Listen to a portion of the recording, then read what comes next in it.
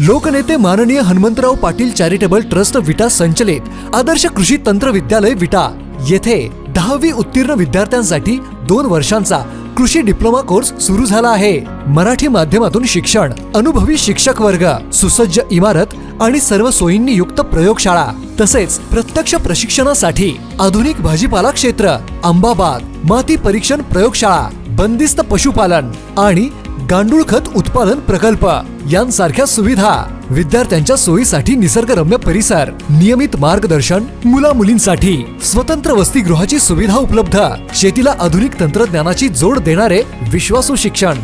पत्ता आणि संपर्क आपल्या स्क्रीनवर।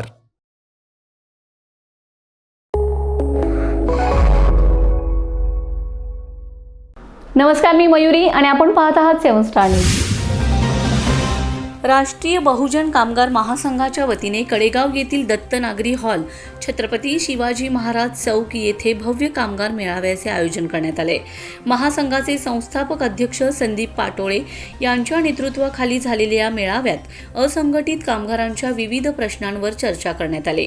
यावेळी नगरसेवक विनोद घाडगे, आर.डी. पाटील, दादा महापुरे, रेणुका भोसले, ज्योत्स्ना गायकवाड, उषा यादव, मालन पाटील, बाबासो रणवरे, प्रियांका पोळ, शोभा घाडगे यांच्यासह संघटनेचे पदाधिकारी व कार्यकर्ते मोठ्या संख्येने उपस्थित होते।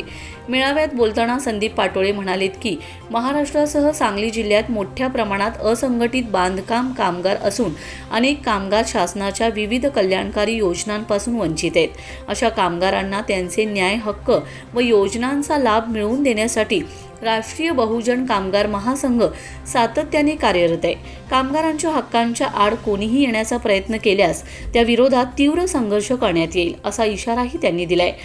संघटनेच्या माध्यमातून शैक्षणिक मदत, गंभीर आजारांसाठी आर्थिक सहाय्य, विधवा महिला पेन्शन, घरकुल योजना आदी विविध योजनांचा लाभ हजारो कामगारांपर्यंत पोहोचवण्यात आला असून लाखो रुपयांची मदत थेट लाभार्थ्यांच्या खात्यात जमा करण्यात आल्याची माहिती त्यांनी दिली।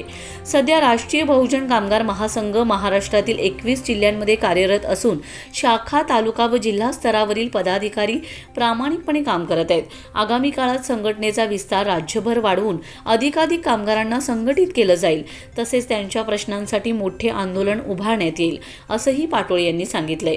या मेळाव्यात संघटनेच्या विविध पदांवर नवीन पदाधिकाऱ्यांची निवड करण्यात आली। या कार्यक्रमाचे स्वागत दादा महापुरे यांनी केले, तर आभार प्रदर्शन अक्षय मोहिते यांनी मानलेत।